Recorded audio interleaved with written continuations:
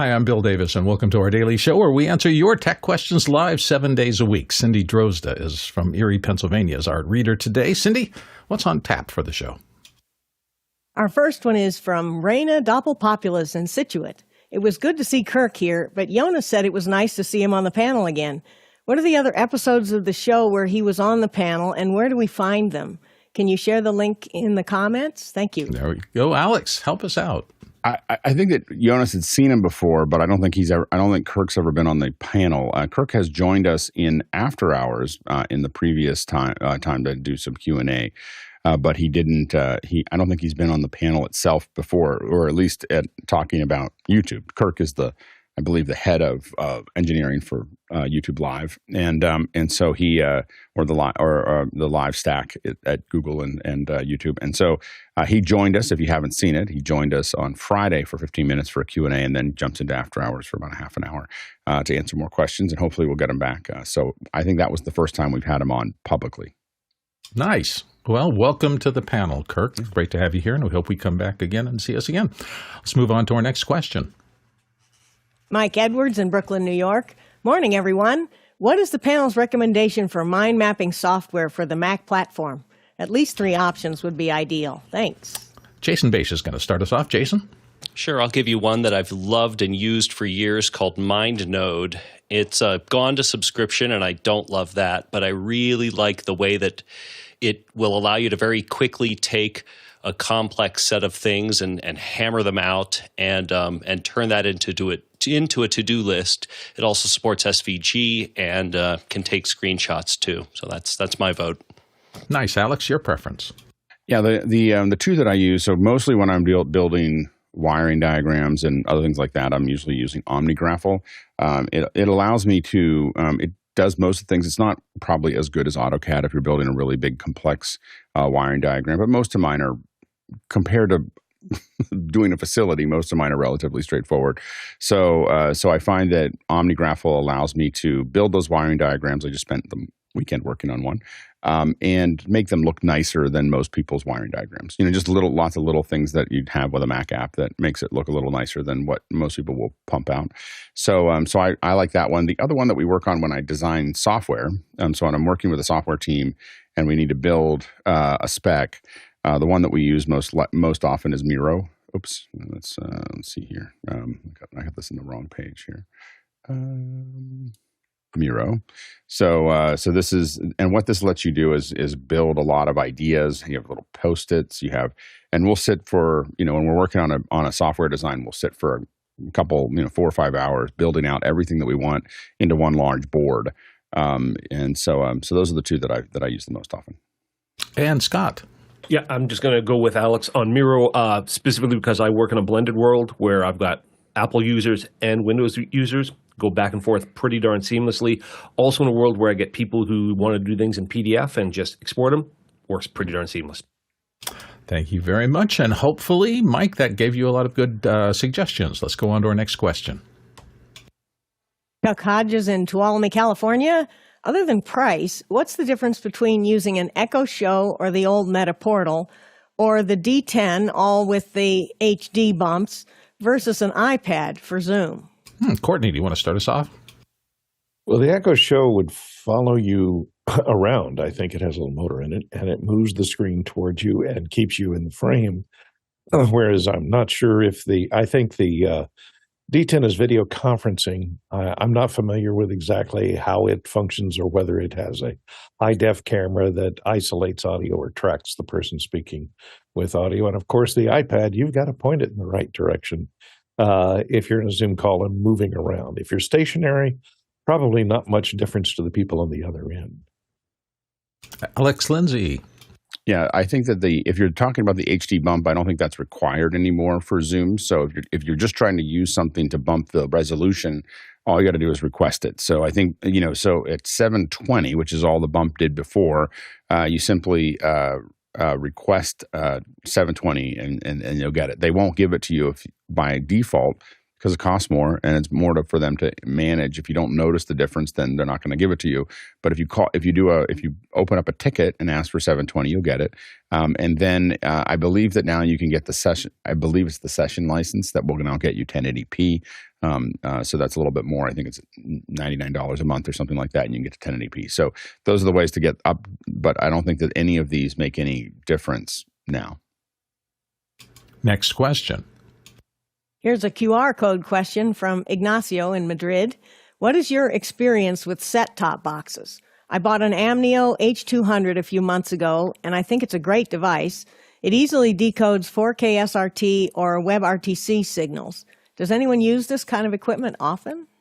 Alex, Lindsay, do you have a thought? You know, I don't have to spec these very often. So these are usually ones that are delivered to, you know, for set-top boxes. These are usually attached. This is the one that he's talking about right here, the H200. This one's pretty cool. I looked at the specs on this. I haven't used it, but it does do AV1. It has an AV1 decoder in it, so it has. So it's pretty interesting that it allows for that. The one we use a wide variety of them. Usually, it's our IT vendor will make a decision about what they're looking for as far as decodes go, and then you can get kind of larger ones. You know, Matrox makes a Edge, like a D1 and a D4, and those are the ones that I'm using most recently. The D4 will do 4 decodes, and it'll support lots of different interfaces, but it's a fair bit more expensive. I think the D4 is like $10,000. Yeah, a bit more. Scott M. Davis. Yeah, just again, following up on Alex, the D4 is a great box for doing development work. Use it a lot for doing stuff very simply to be able to decode a lot of things quickly. Love to be able to dig into this question a bit more. I'm trying to figure out what the application space is. Set-top boxes go everywhere in the world, and everybody uses them for different things. So getting a little bit more follow-up from the question. I think that I took it a little too far with the D4. I think that he's probably looking at it's something you can throw on the back of a set box just to deliver video to it. Yeah. And we, there's a wide variety of those. A lot of those we use at an event. And I actually don't know what we use for that because it's a different company called Straight Up does it for us.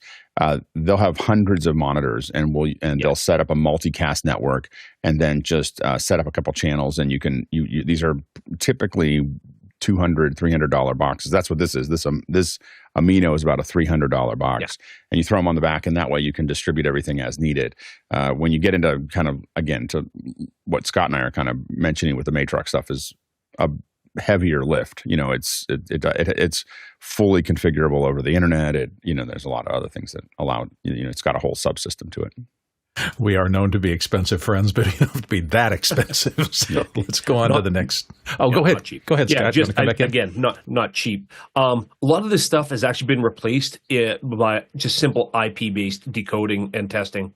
So much of this stuff that used to be hardware-centric is just IP and just an app nowadays. So your mileage may vary. Anyways, I'll pass on.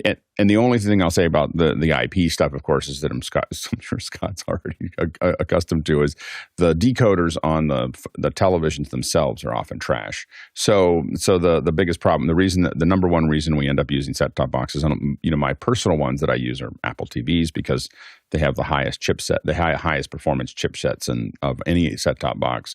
But we also use Chromecast. We pop them in the back for a lot of things and find that to be relatively effective as well. Hey, Scott, just in case Ignacio wants to follow that software process, is there any recommendation you have as to what he might look at? Just Google it. There's everything changes every day. By the time I finish saying something, it'll change. It's the world we live in now. All right, let's go on to our next question. Douglas Carmichael's asking, in the wake of Meta's changes, I've started to build up a presence on Bluesky. What have your experiences been with the platform, and are there any tips to use it effectively? Alexander Knight. Yeah, so I have to admit I haven't had much experience. I haven't really put a lot of time into Bluesky other than just creating an account. And the reason why is because I've been burned bad by trying to use alternative social media platforms. I don't know if anyone remembers app.net when it came out, but I was really gung-ho on app.net. I loved everything that they were doing. And, they never had a monetization strategy, and they tried to tack one on at the tail end of that service. And it was too little too late. And so I don't really want to give a social media service the time of day when they don't have any kind of monetization strategy right now. I'd be happy to pay them right now. And I like the overall concept, but I'm being very cautious about that. As far as Meta's changes are concerned, I know a lot of people are up in arms about it. People seem to have knee-jerk reactions. I don't think the changes are going to make that any difference to the platform, because I don't think moderation at scale really works with any platform. That's a lot of the issues with these types of services. When they balloon to these massive services, they become really untenable. And I don't know if Bluesky would be any better than Facebook at the same scale that Facebook is. You remind me of the old joke, what we lose on each sale, we make up in volume. Alex Lindsay. Yeah, I don't use Meta that much, so doesn't really impact me that much. So it hasn't been that big of a deal for me. My experience so far with Bluesky is if you yell loud enough, you can hear the echo for hours. I think the biggest problem with Bluesky right now is that there's just nobody there. So you try to build things up, and I do have a Bluesky account. I admit that I should probably post more often. Maybe I'd get more reaction, but it's really hard when you're used to a certain level of interaction on X or another platform, and then you go to Bluesky and you feel like you're just talking into an echo chamber. So I think that's what's hard about all of these platforms is what they really need are some big folks jumping in and saying, I'm going to do this or this or this in Bluesky. And without that, I think that it's going to be very hard for them to go any much further than they are now. Thank you for the question, Douglas. Next question. From the QR code, Paul Kovacs in Elkhart, Indiana asks, looking at my aging DVD Blu-ray collection, what is the most up-to-date, easiest process to get them from the plastic case to a hard drive array that is easily searchable and playable? Best Ripper and Media Manager software, hardware, etc. Alexander Knight's going to start us off. Alexander? So first, you got to make sure you have an actual physical Blu-ray drive that's able to rip those discs. You're going to need something to strip the DRM off of that. So something like MKV, and I'm going to post a link here to a Macworld article with some steps there. Basically, MKV, and then you're going to want to use something like Handbrake to do the encoding. You're going to want to be very careful about how you encode these discs, because remember, Blu-ray discs are very, very large, and they can be anywhere from 50 to even larger in terms of gigabytes in size. Double layer discs can be 100 gigabytes. So you're going to want to make sure if you're going to compress these things, compress them properly so you're retaining the quality. You're going to probably want a big NAS drive to store all this stuff with lots of storage. And of course, Plex, having a Plex media server is fantastic for this kind of thing, because that makes being able to search for things and catalog everything really, really nice. Alex Lindsay. Yeah, Handbrake. So that's what I use for this. I usually, if I buy a disc at this point, because I handbrake it, I buy the disc and handbrake it the first time I play it, and then I still try to use it. I find that sometimes I've had discs that won't play for whatever reason on my player, which is a pretty good player, but for some reason there's so many formats and so on and so forth. And then I handbrake it, and then I have a video I can actually use. But I've been handbraking my discs for, I think we're getting close to decades at this point. So, but usually the first thing I do when a disc comes in is just rip it. Courtney Gooden. Yeah, I was looking to see what's the current best rated DVD Blu-ray ripper right now, and apparently the consensus is this Video Byte BD DVD ripper, and this deals with the thing that maybe Alex was running into is region codes, because if your player won't play it because it's got a different region code, the disc came from another country, this will bypass the region codes. It plays all region codes up to 4K output. It can output in multiple different formats, either MOV, MKV, MP4 compressions to store on your hard drive. And I'll agree with, I think, Jason, who said that use Plex. Plex server is a way to organize these files once you have them ripped to your hard drive, and it can do a good method of cataloging and storing it. And it is that BD DVD ripper is cross-platform, so if you're on a Mac or a PC, it can do it. Alex, you wanted to follow up? Handbrake will also do multiple location, multiple regions. Now that we can talk about it now that it's gone, that it's in the past. I think we're out of the prosecutable time. Did anyone ever do the thing with Netflix where you just I had an eight DVD Netflix account. And so you could have 8 DVDs out at one time. And as they came in, they would come in at noon. And as they came in, I would rip them and just put them back in. Repeatedly. I would literally just rip. I had a Mac Mini that was only dedicated to ripping. And so it would just come in. I'd put the DVD in, hit rip, and put it. It would be in the mail that afternoon. And it was just like this constant 1 or 2 a day of them. And then I would eventually get around to watching them. And I have deleted them, to be fair. It's not like I shared them, and I have deleted them since because they're really low res. I mean, but and I bought statute of limitations. Yeah, exactly. But it was so funny. It was, and I talked to somebody about that, and they were like, "Oh yeah, we all do that." And I was like, I felt like I was the only one that figured out the code with Netflix is just to have Handbrake sitting next to you and just rip everything as it comes in and send it back because it got into just the way that Netflix got made was that I got frustrated because I would lose the discs or I would or they get hung up and then I'd have to deal with it. And I was just like, okay, enough. Like, I'm just going to turn them into digital bits immediately so I don't lose them. And the easiest way to handle them is put them right back in the envelope and send it back. There's a saying from Jeff Bezos that says, "Your margin is my opportunity." And I would expand that to when you create something that's difficult, you create an opportunity. And, when I was just watching this thing about Netflix and, it was just Reed Hastings got frustrated because he got a big, Blockbuster had figured out a way to just milk people for money and figured it was kind of free money, but it's never free money. And you think that no one's ever going to do anything about it. Well, Reed Hastings did something about it. Yeah, late fees are our profit center. You create the opportunity. You create the opportunity for somebody who's a thinker and is eventually going to see this and go, the heck with this, and just flip a switch. And you never know, like when you're doing something that feels like free money as an organization, you just have to know that you're creating the window for some entrepreneur at some point to, kill your business. And, so all of Blockbuster went down because they charged too much for late returns. Next question. Mike Edwards in Brooklyn, New York.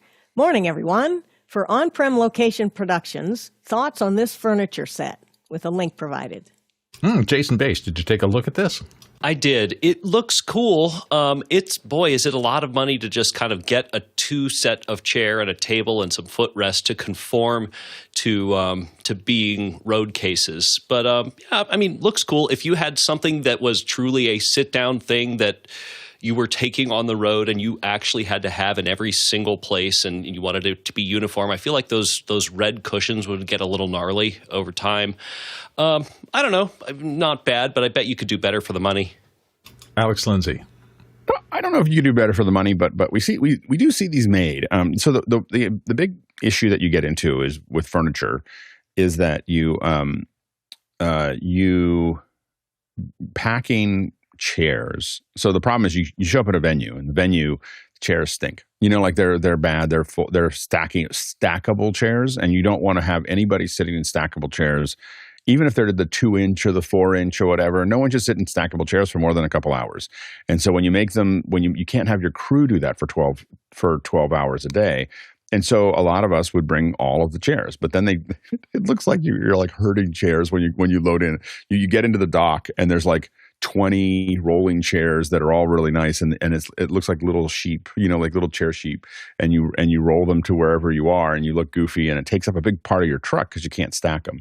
So the advantage of stuff like this, you see people do this. They build racks, refrigerators. They build things, wardrobes, everything else inside of these cases because the cases are easier to put in the truck and strap into the truck. The problem really is that the way that these look, this is what they look like here. The issue is that they look like they're kind of designed for talent. Like they're big and they're cushy, and you wouldn't do production in these. And so these are kind of like, hey, this is for the artist. Here's the problem: is for the artist, we're not going to use anything that looks like it came out of a road case. We will buy the chairs or do something to make them. Usually the room that the artist is going into, even if they're touring, is there's a there's a lot of instructions there for us of exactly what they want, and the whole goal is for the artist to be their rider basically assures that they're going to have the space that they need to have to be present. And so there's like the kind of food and the lights and the thing and everything else. And if they don't put that in, we try to make it as nice as possible. And this wouldn't live. So it's kind of in this weird in between. By the way, most people build these from, usually when you start to see these, you don't see anyone buy them. The companies that do this, like Claire and others that do Tour and Tate and others, they have a thing called, if you haven't heard of it, it's called a ShopBot. And it's the most magical piece of equipment ever made. It is a router. It is an automated router that you can put a 4x8 sheet of wood into it. So you can just set it down, and the ShopBot will just go in and just cut all the holes. And you'll know that someone built one with a ShopBot because they'll use the really complex Japanese corners that interleave to each other that you would never be able to cut by hand because they have a ShopBot cutting them by hand, and then they just put wood glue on them. And so you can always tell when someone's building cases with ShopBots because they're glued together and there's no metal edge, to them, and they're rounded. But CT and other folks will use those. And anyway, that's usually when you start to see them build these. They don't usually buy them; they build them because they sit around on a CAD machine, usually on a Friday afternoon, designing them and joking around, and then print them and then have some intern glue them together. Courtney Gooden.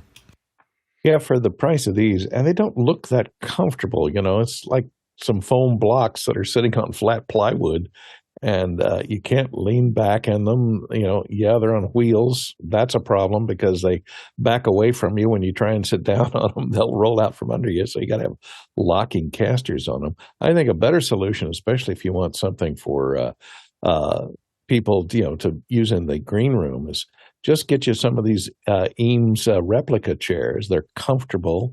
They look great. You put them into have a road case built for them for another $1,000, and you come out cheaper than the others. And then you can use the road case as a table. You just roll it up after you take the chair out and use that as a nice coffee table between the two, and you'll be much more comfortable and look a whole lot nicer too. Alexander Knight. I would never pay that much money for something so offensively hideous. I've sat in stuff like this, and it is not comfortable. It is way too much money.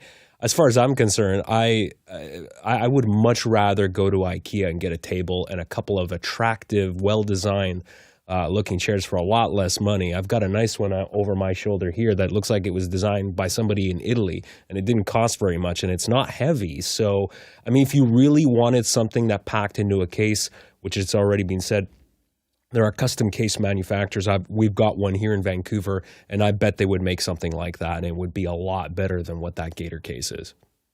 For years, I dragged around two of the best director's chairs I've ever seen. They're from a company in Los Angeles called Hollywood Chairs. Hope you guys made it through this mess over there.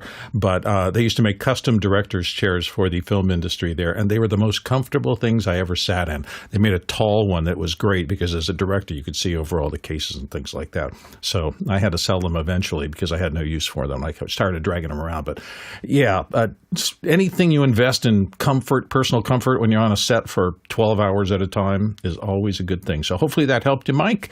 Let's move on to the next question. Raina Doppelpopulus in Situate is asking from the QR code, for systems testing on a new event for an old client, is it better to test only one variable instead of two at the same time, or a whole system test when it is unknown if the event idea works yet? Want to use Watch Party as part of the event and other new techs too. Alex Lindsay, help him out. So generally, I would say one element, but here's the problem, is that half-baked bread is still dough. And so if you don't get all, and what I mean by that is that if you don't get all the components in one place at one time, if you're trying to sell a client on something new, if not all the pieces there, like you can go, well, I think that, we have this flour and water, which is what most events are, really. They're just flour and water. Like they don't have any yeast or salt in them. Like that's the current state of events right now is flour and water without a lot of salt or yeast. So if you don't add the things that are there, you may just add, like for instance, if you just added a little salt, it's going to be pretty flatbread. And if you add the yeast but without the salt, it'll be big, but it won't taste like anything. So the issue that you get into is you have to figure out what variables in that event make a difference. And that's something that you have to understand, and it comes from doing a lot of events, is that you have to, and it depends on the budget, of course. Watch parties are kind of a known thing. I've done a lot of watch parties. I can tell you that specifically if you're doing a watch party, I would stick to just the watch party. Like, don't put other things in it, because people can. The other thing is, if they have an event that they're happy with, no matter how bland it is, they will. If you add 3 components and one doesn't work, they all get thrown under the bus. So add the one component, make it great, and then add the next one if you're adding something to something they already had. So if you're building an event from scratch, then you've got to be careful of getting just the right, knowing what matters. With a watch party, the big thing is feeling the watch party feeling like they're connected to the event. So there's a couple things to do there. The multiple watch parties that I've worked on a couple hundred, is that one of the things is the more you can interact with the audience. So at minimum, we say hi to folks. And so you'll see at the beginning of something like Google I/O, you'll see them go, hey, we've got people watching in Brazil and Kenya and the UK, and they'll cut to them and everyone will cheer and you'll show them on the screen. And that makes a difference. It really does. It has all the watch parties will feel like they're more connected. But the better thing to do is figure out some Q&A. We use that's how this Mokana that we use for this Q&A got built, was to do watch parties. So you have people able to ask questions from anywhere. It does make a difference in this case to sometimes have part of Mokana was built because I hate watching people use open mics, because they talk for 10 minutes about things we don't care about and then ask a question that we didn't care about. And it just wastes a lot of time. So I really prefer not have open mics, but I will say on a lot of watch parties, we cut to remotes and let people ask questions from those remote locations, because it creates this connection with the far end that people feel. It definitely, people feel differently when even if for your own event, if you know that not that you did it, but you could have, definitely changes the way you watch the event. So those are things to consider when you're adding those things together. Scott Davis. So, old engineer, and I'm going to keep with a bread analogy. Cut your loaf in half, test it in the middle, make sure you're doing everything, but test one thing at a time. Like I'm violently against testing 3 new changes at once, because you don't know what you broke. Like, it sounds like, oh, I'm doing 2 simple changes. These won't have any effect. I wrote software for a really, really long time, and I can't think of the number of times somebody said, well, I'm just going to make one small change. Nobody will know, and nothing worked. If you do 2 things, well, what broke? So I'm a big fan of, like, make one change, test in the middle. Alex and I had a long conversation years ago about monitoring. Make sure you have tons of monitoring points that you know what should happen all the way through your chain. And I'm never going to argue with Alex about watch parties ever. But the few watch parties I've done, make sure that you know that everything that you know the behavior that you're looking for before you do your test. The worst thing I've ever seen when somebody makes a change is I don't know what I'm expecting at the back. Hey, I'm going to try a new change. Well, what are you hoping to get out of it? Well, I'm making this change because of X. Well, what is the goal? Why are you doing this? What's the opportunity cost for making the change? What's the value to the customer? What's the value to you as a producer? What's the value to the team actually generating the content? So many times I'm seeing people generate ideas right now that are really, really cool, but don't produce value. So ask yourself really early, why am I making this change? If I've got something that works, why am I changing it? Am I doing something that's cool just to do something that's cool? And if I am going to make a change, know where I'm making the change, know how I'm going to monitor it before I make the change. And anytime Alex gives you ideas about what to do with a watch party, write them down and do them. Alex, the last thing I will say is that you need a crew on the other side on comms. So when you do a watch party, if you're going to throw to them, you can have lots of people watching and you can have them all viewing it. But if you're going to put them in the show, you need 1 to 2 people, typically 2 people on the other end. Even if you've got a webcam and a mic, somebody that answers to you that is going to be on comms is got to be on the other side so that they're ready to go. Also know that with watch parties, there's a little bit of theater going on. Like if we do a thing where we say, we're saying hi to Kenya or we're saying hi to Nigeria or whatever, we may have practiced that cheer that they did a couple times. So that we don't, like someone's going to point at everybody and they're all going to cheer because there's latency and they don't know exactly what's going on and everything else. And the worst thing to do on a watch party is to go, hey, we're jumping to Sao Paulo, Brazil. And everyone just sits there and they're just staring at the screen, because they're like, oh, well, what am I supposed to do? So we tell people, like, when we point to you, you cheer, so you're telling me there's such a thing as rehearsed spontaneity. Yeah, it might be. You might not. That's probably a little too much inside baseball. But when you see people cheering from somewhere, we may have rehearsed it a couple times to make sure it looked good for the show.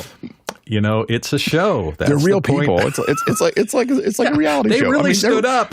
They're real people, and there's it's unscripted, but it's not real. So. I remember when I went to see the Tonight Show first time live back decades ago. There's warm-up acts for a reason, unless everybody knows exactly what's going to happen. You mean there's an applause light there? Oh, crazy, isn't it? All right.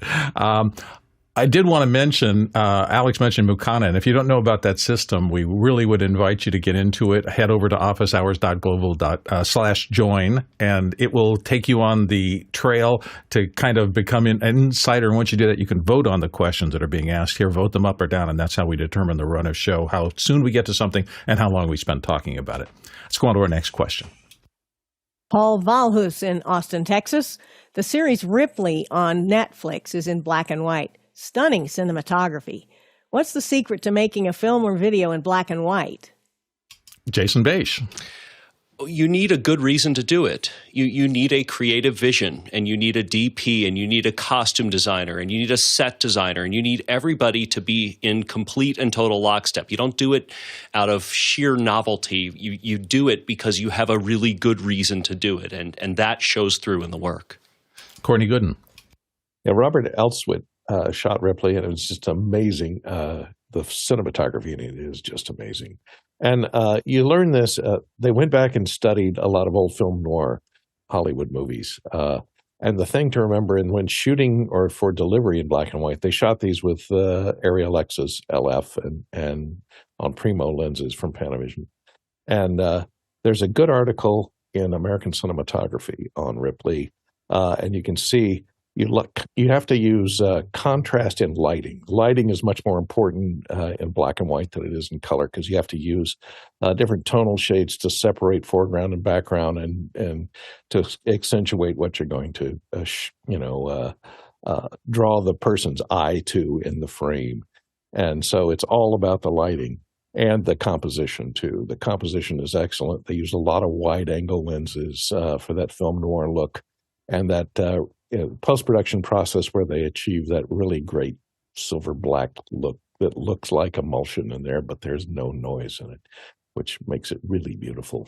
So take a look at Ripley and check out American Cinematographer's article on Ripley. It's called Ripley, A Double Life of Crime. So check it out. It's about the cinematography on that series. Alex Lindsay.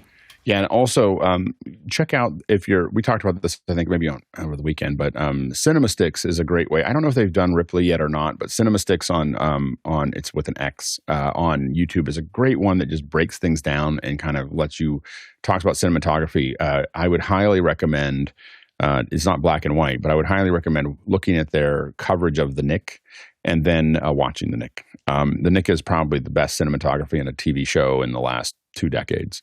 And so it's Steven Soderbergh, and he was the editor, the DP, and the director. And so putting it all in one head meant that he was designing and shooting for the edit, and it just changes everything. And so watch CinemaSticks on Ripley, or not Ripley, but the Nick, and then watch a couple episodes of the Nick, and it's pretty amazing.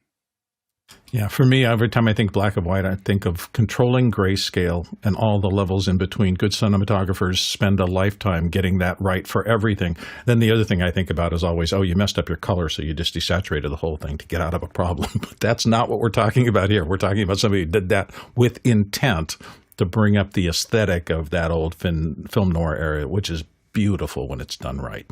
Next question. Raina Doppelpopulus in Scituate. Has anybody used set.a.light 3D? 3D lighting scene software primarily focused on still photography. It's on sale. Alex Lindsay, have you looked into that? I have played with it, and I had the page up, and then I moved it somewhere. So what this does is it's a simulator for still photographers. I have never used it for anything. I mean, I have to admit, I have not used it for anything other than playing with it and thinking, wow, there's someday that I'm going to use this, and haven't gotten to using it in a program yet. So this is what it looks like here. And so you see, and I guess they have some kind of sale, but basically you can set up for a light, and the simulation is actually relatively good. It's not perfect, but it's relatively good as far as being able to actually choose the lights that you want to choose, having them act the way that you would expect them to act. And it's really designed. It's not like a 3D set it's not a 3D program that you're trying to use to simulate, which a lot of us have done in the past. It's really designed for photographers, and it's designed to do the thing. If I was a photographer doing portraits, I probably would absolutely use this, so I could think about new ways of doing things before people are sitting in there. Typically, what we do when we're prepping somebody is, if we're prepping for a VIP that we're going to do an interview with, we actually hire another person that is roughly the same look as that person. If one funny story is when we did events in the White House. If people look at This Week in Photo, there's Frederick Van Johnson is the host of This Week in Photo. You'll note that he's about the same height and about the same structure and complexion as Obama. So we used to call Fred the faux POTUS, and so Fred would get hired anytime we did something in the White House to basically do all the things. And the reason we did that was we could match our framing, our lighting, our color, everything. We were able to kind of get everything right with someone standing in, and then we were able to then execute the event without ever having to see the VIP, which is something that happens often when we work with VIPs, is that you're not going to get any time with them. So you got to have somebody else to sit in. So this is one step towards that. I don't think it replaces what that is, but it could reduce the amount of time we would need to do that kind of thing. Yeah, the only downside for me is that having done a lot of photography as well as videography, strobes, professional strobes, the ability to kick out 1,000 watt seconds and do a 3-light set in a suitcase and bring it in. I was never able, when I started doing video, to recreate the subtlety of what I could do with those adjustable strobes. It's a different kind of thing. And so if they have drag and drop fixtures and things like that, you're going to probably find reflective umbrellas and beauty dishes and the things that are common in photography, but you don't see generally on the video set because they were designed for a different kind of light creation. That said, anytime you think about light, I think that's going to move your career forward, because after all we are doing is capturing reflected light, whether it's on a video camera, still camera, or anything else. And once you understand lighting, you're good for your career. That information will not leave you. So check it out. Next question. Greg Kadoki in Toronto is asking, Jason, how was CES? Jason, dive in. Tell us, what did you see? Yeah, CES was cool. I mean, as usual, it was a whole bunch of conceptual stuff. Whole bunch of semiconductors. This is how do we put screens on cars, and LG had this ginormous, more of an engineering display than anything else of how do we just move stuff around and have a whole bunch of small little LCD stuff. It was neat. I really just went to look kind of tertiarily to see the way that the industry was moving. And it was moving away from the convention center. That was one of the odd parts of it, is a lot of the cool stuff was at the Venetian. It wasn't at the main convention center. They had these ginormous displays, but behind it, there was kind of nothing. Sony's centerpiece was just the game Horizon Zero Dawn. They had 2 actors, one of them pretending to be a robot dinosaur, and they were showing motion tracking. But it was a strange thing to see in the very center of what is usually a huge build out for Sony. So yeah, it was an interesting show. It was definitely different from what I've seen in the past. Courtney, you wanted to chat? Yeah, I was going to ask if with that LG display that you showed there, lead up to their flexible screen, was it they that showed a flexible screen monitor that bulges out for certain things in the screen, not like the big blocks that you said, but is actually a flexible If they did, I didn't see it. So behind that, huge, like just Sony-sized part of the display, they had behind it all the LG stuff. And what they were really touting was this really creepy AI that was, just designed to be this merciful God. It was strange. Like I don't know how else to put it. They were saying it was the I'm missing the term, but yeah, empathetic AI was, I think, the best copy they could come up with, and I'm like, oh no, that is not at all where they should have been going.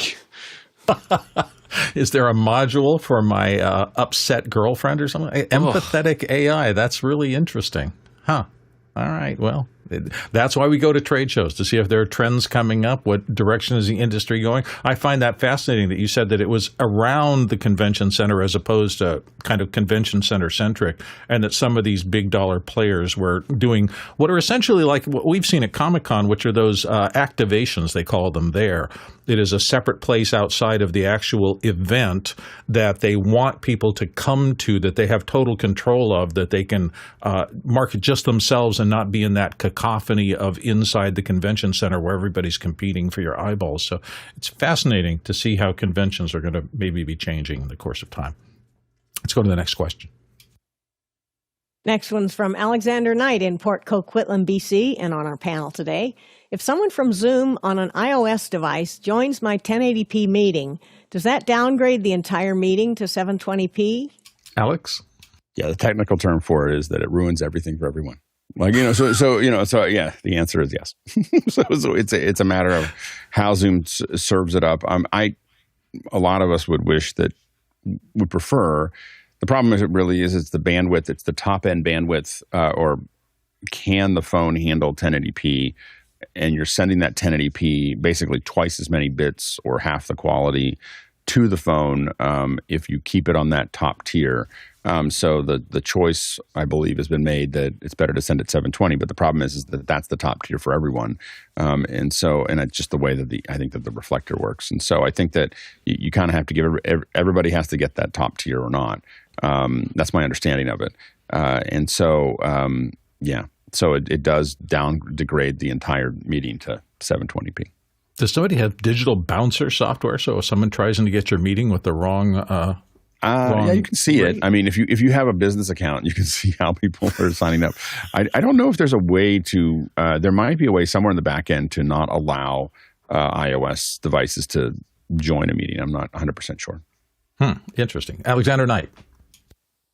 Yeah, so I didn't actually verify this, but so we had a guest on the show yesterday, and of course we asked people to come in at least half an hour prior to the show for the tech check, and they came on an iPhone, right? So it's like that. If that's the only device that they have, that's what they have. But I didn't check. I don't know if it applies to applications that use the Zoom API, and maybe you can speak to this, Alex. Something like Mimo Live is, since you're pulling ISO feeds, is it still going to get 1080? Can it still pull the 1080p feeds from the people that do have 1080? But I think that they're still in a meeting. And the meeting is that's what the meeting is now operating inside of. So that's the challenge. Are you thinking if there's an interim stage where you take the substandard signal and double it up to where it conforms? Is that what you're thinking? Maybe into Mimo would keep it at 1920 or whatever? You can just not let people join that way. Okay. Like that's the only way to really solve this right now. Okay. Next question. Another QR code question from Fred Maher in Los Angeles. I have a client that wants to live stream binaural audio over Zoom, but for the life of me, I just can't get it to work in my testing. Ecamm is the source, and I can confirm that Ecamm is passing stereo. Flummoxed. Alex, you have a thought for him? Yeah, I mean, if we go back to kind of a first principle approach to this, I would make sure I had a separate audio interface, and I would try to put in a stereo input, left and right testing without using Ecamm. Have a separate interface that has two channels, see that you can see both of those channels. You got to make sure that stereo is turned on inside of Zoom. I'm sure you're doing all this. You got to make sure that you have your channel set up correctly in the Zoom input. You got to make sure that it's set for original audio for artists or for musicians. So those all those things have to be set. But you need to. But I would bypass the piece of software that's there and go to a hardware interface and just see if you're seeing both channels you're hearing both channels in Zoom. We have had some challenges there to get that just right, but first make sure that it's possible for what you're doing. Then go back to Ecamm and try to make it work there. And I would use that same interface for Ecamm, doing the left and right test, doing the exact same thing, but going through Ecamm, and you may be able to find where that problem is. Courtney Gooden? Yeah, I think Alex hit it on the head there. You have to make sure it's a stereo PCM interleaved, left and right or interleaved audio channel, because binaural depends a lot on timing between the left and the right channel, and you have to listen on headphones, obviously, to get the binaural effect. And any difference in timing between the delivery of the left channel and the right channel is going to mess up the binaural image. So you got to make sure they both arrive at the same time and they both have the same amount of processing on them before they deliver them to the amplifier. So I think those are the things to look for in being successful in transmitting binaural over streaming. Next question. Raina Doppelpopulus in Situate. Is there an Atmos-capable set of speakers or soundbar for under $200 that you could hook up to a 4K Apple TV with Atmos? Jason Bache, help us out. There are plenty of soundbars that can take Atmos signal and downsample it for under $200 to give you a 2.1, or maybe if you went really cheap, a 5.1 output, but none of it is going to give you the benefit of Atmos specifically. Alex Lindsay. Oh, no. Like you can get some soundbar, as Jason said, you can get something that'll do something, but you're not going to get anything. You're really bare minimum would be $400 or $500, and that's not going to be very good. The level of probably semi-acceptable is probably about $800 if you're really trying to get something that starts to sound something like Atmos. And then the ones that I've heard that I've said, wow, I need one of these is the Sennheiser Ambio system, is the one where someone who designs surround has it in their house. So that's, okay, it's okay. I don't even know how it works. It's much more expensive. It's 10 times more what you're looking for. But at $200, there's nothing that's going to sound great. And I'd probably not bother you can get some speakers for some stereo speakers for $200. I'd stick with that. I wouldn't try to stretch it. That's too little jam over too much bread. And if you'd like to support the show, remember that you could head over to officehours.global/donations and make any kind of a contribution you'd like. We are a 501c3, so we are an official not-for-profit. There should be some tax benefits that accrue for that to you, but check with your accountant for that. But we would greatly appreciate it if you get value out of this show. We'd like to continue to do it for a long time, and that means that we need some funds to make sure everything runs continuously and smoothly. Thank you. And now, next question. Next one's from Peter Rosado in Las Vegas, Nevada. Panel thoughts on using Google AI Studio to learn new things. Let's start with Scott M. Davis. Scott. Absolutely, do it. But at the same time, go look up the Amazon one, go look up the Microsoft one, go look at NVIDIA. One of the challenges is all these different vendors have their studios out there, and they're promulgating their view of how AI is going to change the industry and what to do with it. Don't buy into the marketing. Go learn what the tool does and go learn what it's good for and what it's bad for. It's great that you want to go out there and do that, but don't buy too deeply into any one of them. They're changing so quickly, it's crazy.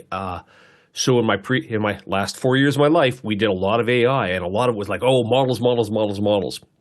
Models are becoming very much a commodity. It's becoming how you deploy them, and frankly, even the services that are driving those AI models are being self-selecting, where you build a framework, you build a schema, and it'll choose the right model for you. So that that fundamentally changes how important what the AI is doing. Learn basically the basics of what the AI is supposed to do. Learn about what cracking and packing is and how you unpack the data and that sort of thing and how you index data. Learning the theory is actually worth the time here because you'll actually understand what the AI is doing. But number one, props. Like, so few people are actually taking the time to go, hey, what is this AI? What is it doing? So good on you for doing it. But number two, try and do a breadth rather than a depth in one right now. They're going to change incredibly. In the past 6 months, I saw what you could do with, for example, with Speech Studio in a couple of different places, completely different. Alex, we were talking with this on Saturday where I ended up hearing myself speaking in Japanese fluently. That's gone from being something that had to be passed off to 10 people to build over a week to something that somebody did in an afternoon. This stuff is changing quickly, so good on you for doing it, but go broad, don't go deep. Courtney Gooden. Yeah, this is kind of a new concept that they've been pushing out there. Google AI is their Gemini multimodal assistant, really, since it has the capability for learning, let's say, learning how to edit or learning how to use Microsoft Word or learning how to use some other program. It gives you a live person that you interact with, and you ask questions about it, and they give instructions about how to do the things you're trying to do. So it can see your screen since it's multimodal. It can hear you, so you talk to it. It talks back to you and tells you what to do and watches what you're doing and guides you through in a non-pre-programmed, you can watch a video that will guide you through a certain task, but this is using AI to go wherever you want to go at any time to achieve whatever instruction you want to achieve or learn about whatever product you want to learn about. So it looks pretty interesting. I don't know about the latency. I'm not sure in the video. I didn't get a chance to watch the whole video, but demonstration. But it looks pretty amazing so that you can talk to it, ask it how to do something, and it can interact with the software. I think it can interact. Just watching the video, I haven't tried it. It can actually, as an agent, AI agents is the new thing in the next version of AI out there. It can actually take control of your software and show you things. That's the next step if this doesn't actually do that already. I think that's their goal. Harshit Trivedi. What's really interesting is I'm blind, and this tool can really bring some amazing learning opportunities, I would say, where if I did not know something that was in a video or if I needed to look at a scene, I would at least have audio description to learn exactly what everybody else is seeing with their eyes. And this could also be really incredible for reproducing anything for the audience. Perhaps you want to take your own videos and just have it point back at your videos, and then adding that audio description layer so that it's available to everybody. Just like you're adding closed captioning, you're also adding audio description. So it really is a useful tool, I think, and of course it's going to get better over time. The other aspects I would say that when it comes to learning is that we're teaching it, but we're also learning from how to be more efficient with time. So if we could kind of cut down on time efficiencies, and it's just like rendering. If it takes you 3 hours on an Intel chip and then you threw it on this M series, whatever, and it took you 30, it's just time essentially. And that's what people are kind of chasing after. The Qualcomm chips are going to be interesting. So some of these tools on different chipsets are really going to be fascinating, and especially when you're just using a web portal to kind of interact with this tool and what it's going to be able to do. Next question. Douglas Carmichael is asking the panel, has anyone worked with YouTube creators that participate in the BrandConnect program? I've heard that name before. Jason Bass, you have a thought?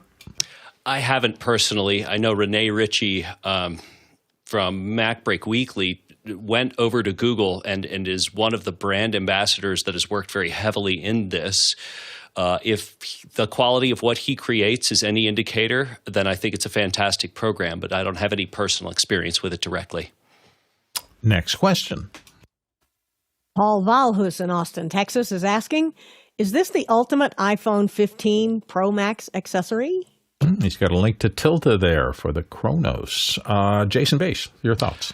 I'm going to say no, first because of the cost, and second because this is the most recent version. They don't have a version for the 16, and this is always the problem. Anytime I'm asked to spend $570 on something with a phone that is a year behind, I'm a little bit skeptical. And anything that hugs the iPhone that closely, I know is just going to be kind of evaporated by the next year anytime there's an upgrade. So maybe it is, maybe it isn't, but for what it costs, no. Next question. From the QR code, Kent in Madison, Ohio is asking, when using Opus.pro and adding shorts on YouTube, we notice we can't put the thumbnail we want to be displayed on YouTube, adding it in Opus.